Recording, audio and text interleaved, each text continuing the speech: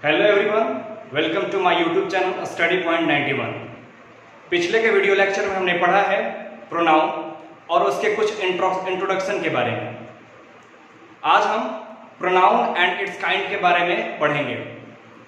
ये video lecture थोड़ा लंबा होगा क्योंकि हम सारे प्रोनाउन एंड इट्स काइंड्स के फॉर्मेशन को सीखेंगे। ये बहुत ही इंपॉर्टेंट टॉपिक है, हमारे आने वाले इंटरमीडिएट एग्जाम्स में बहुत ही वाइटल यूज में आते हैं। चलिए हम टॉपिक पे आते हैं। Pronoun and it's kind. मुख्य रूप से प्रोनाउन के 10 प्रकार होते हैं, लेकिन आपके लिए मुख्यतः 8 प्रकार बहुत ही यूजफुल हैं, जिसमें से पहला आता है सब्जेक्टिव प्रोनाउन। सब्जेक्टिव तो आप जानते होंगे, जैसे किसी भी सेंटेंस में सब्जेक्ट, वर्ब और ऑब्जेक्ट का प्रयुक्त होता है। सब्जेक्ट यानी कर्ता का कार्य करता है, कर्ता जो किसी कार्य को करे, यानी कि यह एक पर्सनल प्रोनाउन है, यह एक व्यक्तिवाचक सर्वनाम के रूप में प्रयोग किया जाता है। ऑब्जेक्टिव प्रोनाउन, ऑब्जेक्टिव यानी कि हमने अभी बताया आपको कि किसी भी सेंटेंस में सब्जेक्ट, वर्ब और ऑब्जेक्ट होता है, यानी कि सब्जेक्ट का किया गया कार्य जिस पर पड़ता है वो ऑब्जेक्ट हो जाता है, यानी कर्म। यानी कि ये वाला जो आपका सेकेंड काइंड है वो है ऑब्जेक्टिव प्रोनाउन, यानी कर्मवाचक सर्वनाम। नेक्स्ट आते हैं पॉजेसिव प्रोनाउन। पॉजेसिव, ये नाम, इस पॉजेसिव का अर्थ होता है अधिकार। ये प्रोनाउन हमेशा किसी के अधिकार को दर्शाएगा, अधिकार। आगे देखिए रिफ्लेक्सिव प्रोनाउन। रिफ्लेक्सिव प्रोनाउन के अंतर्गत हम निजता को दर्शाते हैं, निजी। हम किसी चीज के निजी, एकदम खुद के बारे में हम बात करेंगे। आगे देखते हैं इंटेंसिव प्रोनाउन या एम्फैटिक प्रोनाउन। इंटेंसिव या एम्फैटिक, एम्फैटिक का मतलब होता है जोरदार, किस चीज पर क्या किया जाएगा, जोर दिया जाएगा, ठीक है, तो उसको बोलते हैं एम्फैटिक प्रोनाउन। नेक्स्ट देखते हैं इंडेफिनिट प्रोनाउन। इंडेफिनिट ये बहुत ही कॉमन वर्ड है। इंडेफिनिट का मतलब होता है अनिश्चयवाचक सर्वनाम। यहाँ पे इंडेफिनिट प्रोनाउन का क्या हो गया, अनिश्चयवाचक, जिसमें किसी भी प्रोनाउन में अनिश्चितता को दर्शाएगा। ये नहीं पता हो कोई वो चीज निश्चित है कि नहीं है, वो डायरेक्ट अनिश्चित को ही दर्शाएगा। आगे देखते हैं डिमॉन्स्ट्रेटिव प्रोनाउन। डिमॉन्स्ट्रेटिव प्रोनाउन का अर्थ होता है संकेतवाचक। ये हमेशा क्या करेगा, इंडिकेट करेगा, दर्शाएगा, निर्देशित करेगा, संकेत दिखाएगा, डिमॉन्स्ट्रेटिव प्रोनाउन। अगर आप देखते हैं इंट्रोगेटिव प्रोनाउन। इंट्रोगेटिव प्रोनाउन क्या करेगा, ये हमेशा प्रश्नात्मक, यानी कि प्रश्न को, किसी चीज को प्रश्न कैसे पूछा जाएगा उसके आधार पर क्या किया जाएगा, इंट्रोगेटिव प्रोनाउन का हम इस्तेमाल करेंगे। हाँ, तो अब आगे बढ़ते हैं और देखते हैं। सबसे पहला है हमारे पास सब्जेक्टिव प्रोनाउन। सब्जेक्टिव प्रोनाउन, सबसे पहले इसके डेफिनेशंस पे चर्चा हम करेंगे। और subjective pronoun acts as the subject of a sentence, it performs the action of the verb. देखिए हमने कहा सब्जेक्टिव प्रोनाउन और यहाँ पे हमने बोला सब्जेक्ट, या और यहाँ पे बोला हमने परफॉर्म, यहाँ पे हमने यूज किया सेंटेंस। तीनों को मिला के क्लियर कर लेते हैं। सब्जेक्टिव प्रोनाउन क्या होता है, सब्जेक्ट किस कहां पे होता है, सेंटेंस में क्या करता है, परफॉर्म करता है वर्ब के साथ। क्लियर है, यानी कि a subjective pronoun acts as the subject of a sentence, it performs the action of the verb. हम लोग एग्जांपल्स पे आते हैं। He is intelligent, we are in Delhi, they cheated us. यहाँ पे हमने इस सेंटेंस में जो पहला हमने इस्तेमाल यूज किया है ही, ये आपका हो गया सब्जेक्टिव प्रोनाउन, यानी कि पर्सनल प्रोनाउन। यहाँ पे देखिए हमने इस्तेमाल किया यू, वी का, तो ये हमारा जो वी है ये हमारा सब्जेक्टिव प्रोनाउन है, ठीक है। आगे देखते हैं दे चीटेड अस। दे यहाँ पे क्या है, सब्जेक्टिव प्रोनाउन है, यानी कि सब्जेक्ट के रूप में इस्तेमाल होता है। ध्यान दीजिएगा सेंटेंस में क्या होता है, सेंटेंस में होता है subject plus verb plus object, ठीक है। तो यहाँ पे जो सब्जेक्ट है वही जो हमारा होता है पर्सनल प्रोनाउन, यानी कि सब्जेक्टिव प्रोनाउन के रूप में इस्तेमाल होता है। देखिए अब ये जो पर्सनल प्रोनाउन वाले हैं वो कौन कौन से हैं, थोड़ा सा उनके बारे में एक छोटा सा हिंट आपको दे देते हैं। आई यानी कि मैं, यू यानी कि आप या तुम, ही यानी कि वह, वो कौन, एक पुरुष के बारे में बात करेगा। सी यानी कि वह, वो किसके बारे में, एक स्त्री के बारे में बात की जाएगी। वी यानी कि हम में क्या होगा, एक से ज्यादा लोगों की बात की जाएगी। दे यानी कि वे या वो, एक से ज्यादा लोग यहाँ पे भी क्या की जाएगी, बात की जाएगी। चलिए अब हम अगला देखते हैं। पिछले में हमने पढ़ा था सब्जेक्टिव प्रोनाउन के बारे में, अब पढ़ते हैं ऑब्जेक्टिव प्रोनाउन के बारे में। ऑब्जेक्टिव प्रोनाउन यानी कि कहता ये है हमें objective pronoun, an objective pronoun acts as the object of a sentence, it receives the action of the verb. ध्यान दीजिएगा यहाँ पे फिर हमने बात किया ऑब्जेक्ट, सेंटेंस, रिसीव्स, वर्ब। यानी कि हमने आपको बताया था कि किसी भी सेंटेंस में सब्जेक्ट, वर्ब और ऑब्जेक्ट। सब्जेक्ट यानी कि जो कर्ता का कार्य करता है और कर्ता का असर जिसमें पड़ता है वो ऑब्जेक्ट हो जाता है यहाँ पे। यानी कि किसी भी ऑब्जेक्ट को यदि सेंटेंस के साथ जोड़ा जाएगा तो वो रिसीव करता है, यानी कि वो क्या करता है, प्राप्त करता है। जैसे क्या करेगा, एग्जांपल्स के थ्रू देखते हैं। Sita was with me, Sita was with me, Sita मेरे साथ थी। सीता यहाँ पे सब्जेक्ट है, मी यहाँ पे क्या हो गया, ऑब्जेक्ट, यानी कि कर्म। मॉम स्कॉल्डेड हिम, हिम यहाँ पे क्या है, ऑब्जेक्ट है। टीचर इज वॉचिंग यू, यहाँ पे टीचर हमारा सब्जेक्ट, यू यहाँ पे क्या है, ऑब्जेक्ट। ठीक है, अब जितने भी ऑब्जेक्ट होते हैं, ऑब्जेक्ट का एक छोटा सा इंट्रो देख लीजिए यहाँ पे। मी का अर्थ होता है मुझे या मेरे। यू तुम्हें, आपको, तुम्हारे। हिम उसे, उसको, यानी एक पुरुष के लिए बात की जाएगी यहाँ पे। हर यानी उसे, उसको एक स्त्री की बात की जाएगी। देन उसे या उसको एक से ज्यादा लोगों की बात की जाती है देन में। ठीक है, अस हमें, हमारे, यानी यहाँ पे क्या होगा, एक से ज्यादा लोगों की बात होगी।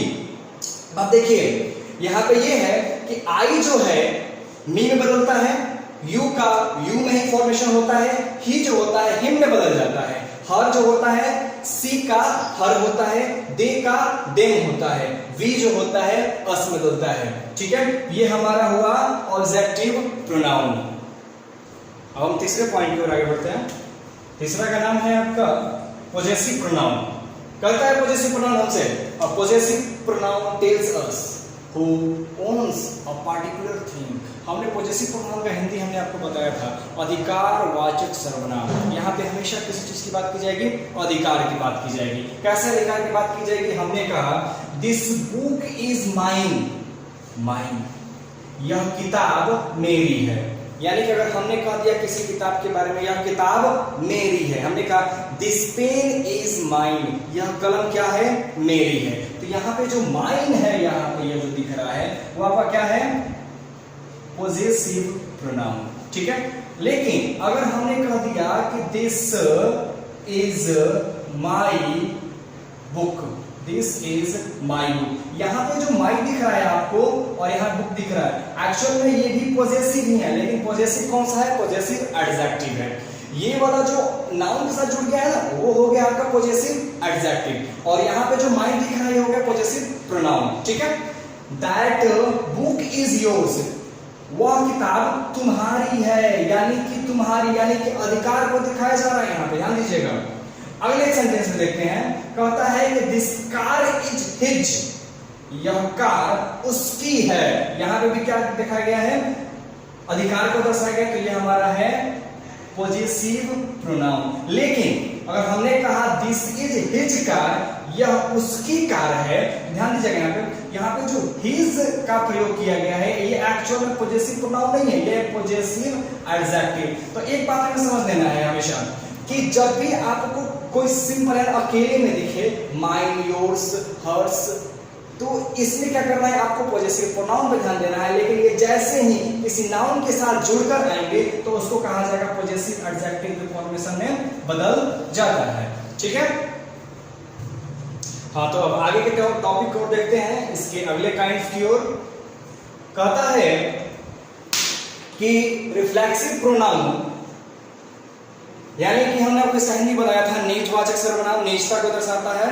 कैसे नीचता को दर्शाता है कि a reflexive pronoun refers back to the subject of a sentence, back to the subject और यहाँ पे sentence, यानी कि इसका काम है किसी भी कर्ता के, यानी कि सब्जेक्ट के खुद के असर, यानी कि जब कोई कार्य करे और उसका उस पर क्या करे, असर खुद पे पड़े, तो इसको बोलते हैं रिफ्लेक्सिव प्रोनाउन। यानी जो भी कार्य करेगा उसका असर क्या पड़ेगा, डायरेक्ट किसे पड़ेगा, वो जो सब्जेक्ट है उस पे पड़ेगा, यानी कर्ता पे पड़ेगा। कैसे पड़ेगा, इस एग्जांपल को देखते हैं। कहता है पहला sentence, I hurt myself, मैंने खुद को चोट पहुंचाई। खुद को यानी कि मेरे, मैंने अपनी बात हो रही है यहाँ पे। यहाँ पे जो सब्जेक्ट है उसने किसको चोट पहुंचाई है, खुद को, यानी कि माई सेल्फ यहाँ पे क्या है, रिफ्लेक्सिव प्रोनाउन है। आई हर्ट माई सेल्फ, मैंने खुद को चोट पहुंचाई। You will do it yourself, तुम इसे खुद करोगे, तुम इसे खुद करोगे। यहाँ पे जो सब्जेक्ट दिख रहा है वो उसको कह रहा है कि ये जो कार्य है तुम खुद करोगे, यानी कि उसकी निष्ठा की यहाँ पे बात हो गई। ठीक है, सी ruined herself यानी कि उसने खुद को बर्बाद किया, खुद को बर्बाद किया। यानी कि यहाँ पे भी जो करता है यानी कि जो सी है वो खुद की बात कर रही है, यानी कि herself की बात हो रही है। और चलिए अब एक थोड़े से क्या बोलते हैं, एक छोटा सा इंट्रो देख लेते हैं जो रिफ्लेक्सिव प्रोनाउन के अंतर्गत है। myself यानी कहता है मैं खुद, जब आई के साथ जब यूज में होगा तो आई के साथ जब यूज होगा तो आई का myself में हो जाएगा। अब ही वाला himself यानी कि वो खुद, जब किसी पुरुष की बात की जाएगी। herself यानी कि सी के साथ जो लगता है वो खुद, यानी कि जब किसी स्त्री की बात की जाएगी। yourself yourselves यू वाले फॉर्मेशन है ये, जिसका अर्थ होता है तुम या आप खुद। अगला देखते हैं दे का themselves अर्थात निकलता है इसका वो खुद या वे खुद। आवर का होता है ourselves यानी कि ourselves का हिंदी क्या हो गया, हम खुद। ठीक है, इस चीज को ध्यान देंगे। ठीक है, चलिए हम आगे के इसके काइंड को देखते हैं। कहता है इंडिफिनिट प्रोनाउन। इंडिफिनिट का मतलब होता है अनिश्चित, अनिश्चित वाचक सर्वनाम। कहता है indefinite pronoun, an indefinite pronoun refers to an indefinite, यानी कि इंडिफिनिट प्रोनाउन रिफर्स करता है किसको, इंडिफिनिट को। अब कैसा इंडिफिनिट को रेफर करेगा, यानी कि अनिश्चय को दिखाएगा, जहां पे कोई बात क्या होगी, निश्चित नहीं होगी। कौन कौन से हमारे इंडिफिनिट प्रोनाउन है, जैसे कि ऑल हो गया, both, many, none, somebody, anybody, nobody, ये सब क्या आते हैं आपको इंडिफिनिट प्रोनाउन में आते हैं। जैसे हमने कहा somebody has stolen my pen, somebody यानी किसी ने मेरी कलम चुरा ली। ये पता नहीं है कि किसने कलम चुराई, लेकिन किसी ने मेरी कलम चुरा ली, यानी कि किसी ने। somebody यानी कि यहाँ पे somebody को हम सब्जेक्ट के रूप में जैसे इस्तेमाल किए वो इससे ये अर्थ निकलता कि वो इंडिफिनिट बता रहे हैं, वो कंफर्म नहीं बोला कि किसने मेरी कलम चुराई, इसलिए हमने इसको कह दिया इंडिफिनिट प्रोनाउन। अगला ऑल आर इंटेलिजेंट यानी कि सभी तेज है, यानी कि यहाँ पे कोई फिक्स नहीं है, यहाँ पे एक अनिश्चितता का भाव कि कौन तेज है, कौन मूर्ख है, कौन बेवकूफ है, ऐसा कुछ भी नहीं है। वो एक स्वर में बोल दिया कि ऑल आर इंटेलिजेंट यानी कि सभी तेज हैं, यानी कि ये निश्चित नहीं है। ठीक है, यानी कि ऑल यहाँ पे क्या हो गया, indefinite pronoun. Nothing is perfect, कुछ भी पूर्ण नहीं है, यानी कि कोई भी चीज, यानी कोई खास पार्टिकुलर चीज के बारे में नहीं बात किया, सबकी बात कर रहा है। ठीक है, तो ये भी नथिंग यहाँ पे क्या हो गया, इंडिफिनिट प्रोनाउन हो गया। ये रहा इंडिफिनिट प्रोनाउन के बारे में। और अगला देखते हैं डिमोन्स्ट्रेटिव प्रोनाउन। डिमोन्स्ट्रेटिव प्रोनाउन तो हमने आपको बताया था, इसका अर्थ होता है संकेतवाचक सर्वनाम। क्या करेगा, संकेत करेगा, निर्देशित करेगा, इंगित करेगा, कहता है डिमोन्स्ट्रेटिव प्रोनाउन। और demonstrative pronoun points out a noun, points out करता है, यानी क्या करता है, दिखाता है किसको, नाउन को, यानी कि दिखाएगा कि देखिए कैसे, this is my pen, this is my pen. यहाँ पे जो पेन दिख रहा है ना, इसको हमने क्या किया, निर्देशित किया, यानी कि दिस यहाँ पे क्या है आपको, डिमोन्स्ट्रेटिव प्रोनाउन है। These are balls, वे गेंदें हैं, यहाँ पे these यहाँ पे क्या हो गया, डिमोन्स्ट्रेटिव प्रोनाउन। डिमोन्स्ट्रेटिव प्रोनाउन मुख्य रूप से चार हो जाते हैं, this, that, these, those। इनका प्रयोग हमेशा क्या किया जाता है, निर्देशित और इंकित करने के लिए किया जाता है। लेकिन अगर मान लीजिए यहाँ पे हमने बोला दिस इज माई पेन, और सेंटेंस आपके सामने आ गया दिस पेन इज माइन, तो यहाँ पे जो आपको दिस दिख रहा है ये आपको डिमोन्स्ट्रेटिव प्रोनाउन नहीं होगा, ये आपका होगा डिमोन्स्ट्रेटिव एडजेक्टिव। एडजेक्टिव वाले फॉर्मेशन में हम इसको क्या करेंगे, सीखेंगे। ये आपका इंडेफिनिट और डिमोन्स्ट्रेटिव रहा। चलिए हम आगे के और लास्ट वाले हम काइंड के बारे में पढ़ते हैं, इसके प्रकार के। वो है इंट्रोगेटिव प्रोनाउन यानी कि प्रश्नात्मक सर्वनाम। कहता है प्रश्नात्मक सर्वनाम, an interrogative pronoun is used to ask a question, the answer of which is definitely a noun or a pronoun. Ask a question यानी कि इंट्रोगेटिव प्रोनाउन के अंतर्गत एक क्वेश्चन आस्क किया जाएगा, पूछा जाएगा, और उसका आंसर एकदम कंफर्म एक नाउन या प्रोनाउन होना चाहिए, और वो होगा भी। देखिए हम 5 इंट्रोगेटिव प्रोनाउन हमने लिख दिया है, व्हाट, विच, हु, हुम और व्हिच। पांचों पे हमने एक सेंटेंस को देख लेते हैं। कहता है कि व्हाट इज योर नेम, तुम्हारा नाम क्या है। कोई नाम हो सकता है, तो हमेशा प्रॉपर नाउन होगा, कॉमन नाउन जो भी होगा, ठीक है, तो उसमें जो भी आएगा तो हमेशा क्या होगा, एक नाउन या प्रोनाउन हो सकता है। हमने कहा हु आर यू, तुम कौन हो, यहाँ पे जो हु का प्रयोग किया गया है क्वेश्चन के रूप में हु किया गया है, इसमें कोई नाउन या प्रोनाउन इसका आंसर हो सकता है। whom do you love, तुम किसे प्यार करते हो, और उसमें नाउन का प्रयोग कर सकते हैं, प्रोनाउन का प्रयोग कर सकते हैं आंसर के रूप में। which is your pen, तुम्हारी कलम कौन सी है, यहाँ पे नाउन भी आ सकता है, प्रोनाउन भी आ सकता है, इसके आंसर के रूप में जब आप देते हैं तो इंट्रोगेटिव प्रोनाउन कहलाएगा। और लास्ट है हमारा whose is this pen, whose,